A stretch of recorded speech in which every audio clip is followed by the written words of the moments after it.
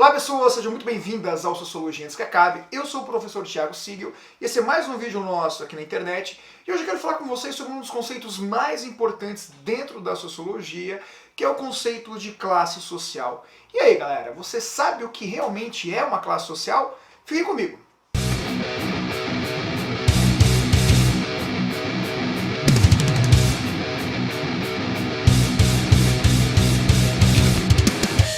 De modo geral, eu costumo dizer que existem pelo menos duas formas de você conceituar e entender classe social. A primeira delas é o que eu chamaria de um conceito de gabinete, e a segunda, do conceito sociológico de classe social. Bom, como é que a gente diferencia um do outro?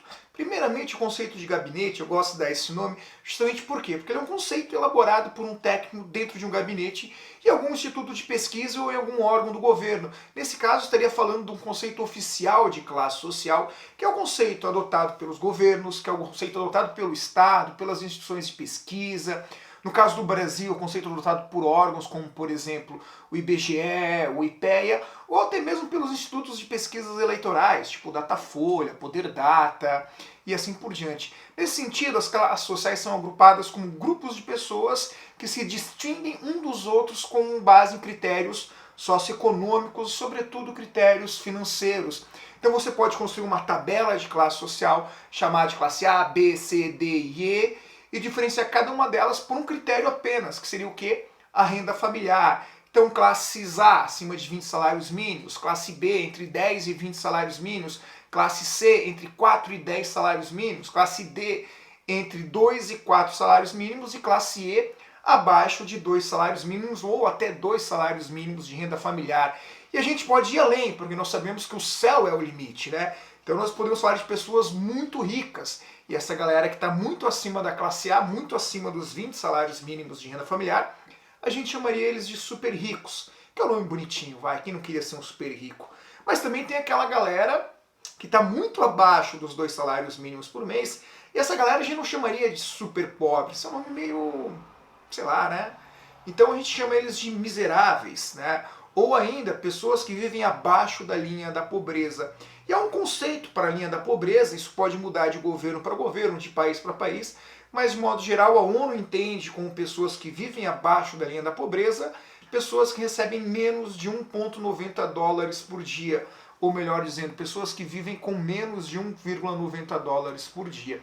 Isso seria a extrema pobreza ou os miseráveis, se você preferir. Esse conceito ele é importante, vai. Qual é a utilidade dele? Ele serve, por exemplo, para que governos possam elaborar as suas políticas públicas, as políticas de financiamento, as políticas de auxílio para a população de baixa renda. Então, nesse caso, é importante que um governo saiba quantas são as pessoas que pertencem a cada uma classe para poder elaborar as suas políticas públicas, mas também tem um uso muito pertinente para a iniciativa privada, não só para os governos. Por exemplo, a partir das classes sociais, uma empresa pode elaborar suas políticas de marketing, pode lançar as suas linhas de produto, direcionar um produto certo para a classe certa, a quantidade de um produto, fazer uma projeção de quanto vai vender, quanto vai deixar de vender. Isso é muito relevante. Agora, é claro, esse conceito ele tem uma utilidade prática, mas ele não explica ao certo realmente o que são as classes sociais e como elas funcionam. Por isso a gente vai para o conceito sociológico de classe social, que foi trazido ao debate sociológico, político, científico por dois grandes autores muito importantes dentro da sociologia. O primeiro deles, o sociólogo alemão Karl Marx, e o segundo deles, o sociólogo alemão Max Weber. A gente chama eles de sociólogo, embora não tenham o título de sociólogos, mas porque eles são considerados fundadores da sociologia e pertencentes a essa área da sociologia que a gente chama aqui tão carinhosamente de sociologia clássica. Bom, o que diz cada um deles? Max Weber é um dos primeiros Karl Marx é um dos primeiros a trabalhar com essa ideia de classe social, e ele vai perceber o quê?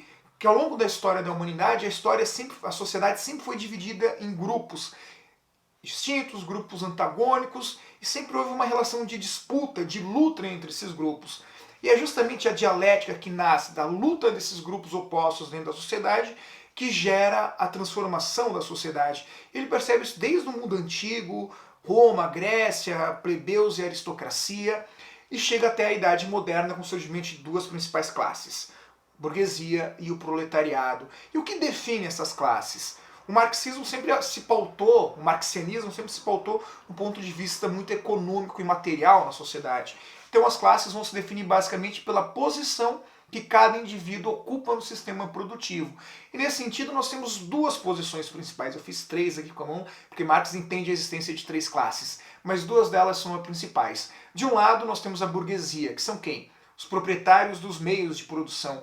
Do outro lado, nós temos o proletariado, os trabalhadores, que por não serem proprietários dos meios de produção, são proprietários da força de trabalho, sobrevivem a partir da venda do seu trabalho. E entre as duas classes, temos uma terceira classe, que Marx chamou de classe média, que é composta justamente pelo pequeno empresariado, pelos profissionais liberais, ou seja, pelas pessoas que são ao mesmo tempo trabalhadores e empregados. Segundo Marx, essa classe não tem o peso histórico de transformação social e com o desenvolvimento das relações de produção, obviamente elas vão sumir, se transformando ou em proletariado ou em burguesia. Bom, dito isso, Marx percebe que existe uma relação que é uma relação curiosa, porque ao mesmo tempo que é uma relação de luta e exploração, também é uma relação de dependência entre as classes. Afinal de contas, a burguesia depende do proletariado e para sobreviver o proletariado depende da burguesia. Mas o que pauta essa relação é justamente a relação de exploração e de conflito. Afinal, para que uma classe ganhe mais, é necessário que a outra não ganhe tanto ou perca, né? Não é uma relação de ganha-ganha. Não existe isso dentro do modelo de exploração de classes, pelo menos da maneira como pensa Karl Marx e como passaram a pensar os marxistas após os textos de Marx. Por outro lado, Max Weber não nega, agora falando um pouco de Max Weber, ele não nega a relação da existência de exploração necessariamente entre as classes, não nega essa relação que se dá pela posição na escala econômica, proprietários ou trabalhadores, mas Weber percebe que essa relação vai além, que muito mais do que a propriedade privada, existem outros fatores sociais que condicionam as relações de classe. Então Weber é o primeiro a colocar nesse debate as ideias, por exemplo, de status, de prestígio e de poder, considerando que muitas vezes o trabalhador pode não ser o proprietário dos meios de produção, mas pelo acesso à formação, pela qualidade técnica que ele tem, ele acaba desenvolvendo um status, um prestígio na sociedade que o coloca, em certos casos, numa posição de poder tão grande, se não maior, do que, por exemplo, o proprietário dos meios de produção. Ou seja, a impressão que se tem é que Weber dá um passo além no debate sobre essa questão de classes sociais, destrinchando um pouquinho mais, de maneira mais profunda, como elas realmente funcionam. É claro que, para encerrar esse vídeo, eu gostaria de dizer para você que odeia Karl Marx, que eu sempre falo aqui no canal, Karl Marx parece ser um dos caras mais injustiçados da história. Tem um monte de gente que ama, que adora Karl Marx, mas nunca leu um parágrafo do que ele escreveu. Da mesma forma, um monte de gente que odeia Marx e nunca leu nenhum parágrafo do que ele escreveu. Vai, nem tanto ao céu, nem tanto ao inferno. Vamos odiar um pouquinho menos esse autor e vamos conhecer um pouquinho mais do que ele fala. E aí depois, se concordar com as ideias ou não dele, é uma questão de cada um, vai, tanto faz aí, nós somos livres para tomar as nossas conclusões. Bom, se você chegou até esse momento, espero ter explicado um pouquinho melhor o que são as classes sociais, ter ajudado você a destrinchar esse conceito sociológico. Agradeço muito. Se curtiu o vídeo, deixa aqui um comentário, se inscreve no canal, me siga também nas outras redes sociais e no mais, um forte abraço para vocês. Valeu!